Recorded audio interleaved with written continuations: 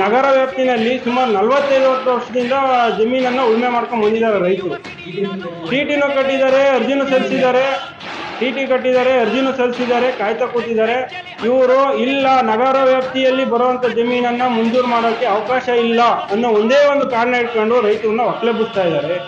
ಅದಲ್ಲದೆ ರಾತ್ರೋರಾತ್ರಿ ಇವರು ಪಾಣಿ ಬದಲಾವಣೆ ಮಾಡ್ತಿದ್ದಾರೆ ಅಧಿಕಾರಿಗಳು. ಇದನ್ನ ಶಾಸಕರು ಯಾವುದನ್ನು ಸರ್ಕಾರದ ಗಮನಕ್ಕೂ ತಗೊಂಡು ಹೋಗ್ದಲೇ ಇವರಿಗೆ ಅನ್ಯಾಯ ಮಾಡ್ತಿದ್ದಾರೆ. ರೈತರಿಗೆ, ನಗರ ವ್ಯಾಪ್ತಿಯನ್ನು ಉಳುಮೆ ಮಾಡ್ತಿರುವಂಥ ರೈತರಿಗೆ. ಈಗ ಬೂನಹಳ್ಳಿ ಸರ್ವೆ ನಂಬರಲ್ಲೇನೆ ಸರ್ವೆ ನಂಬರ್ 54ರಲ್ಲಿ ನಮೂನೆ 53, ನಮೂನೆ 56ರಲ್ಲಿ ಅರ್ಜಿಯನ್ನು ಸಲ್ಲಿಸಿರ್ತಾರೆ. ಇವರು ಹೈಕೋರ್ಟ್ಗೆ ಹೋಗಿರ್ತಾರೆ ಬೂನಹಳ್ಳಿನವರು.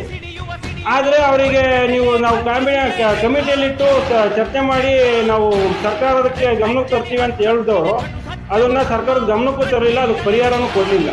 ಮತ್ತು ಈಗ ಮೊನ್ನೆ ಕಲ್ಕೋಟೆ ಗ್ರಾಮದಲ್ಲಿ 118ನೇ ಸರ್ವೆ ನಂಬರು ಏನು ನಗರ ಇದ್ರದ್ದು ಗುರ್ದಟ್ಟಿ ಗ್ರಾಮದ್ದು ಅಲ್ಲ ಸರ್, ನಗರದ್ದು ಏನಿದೆ ನಗರಸಭೆಗೆ ಕಾರ್ಮಿಕರಿಗೆ ಅಂತ ಕೊಟ್ಟಿದ್ದಾರೆ.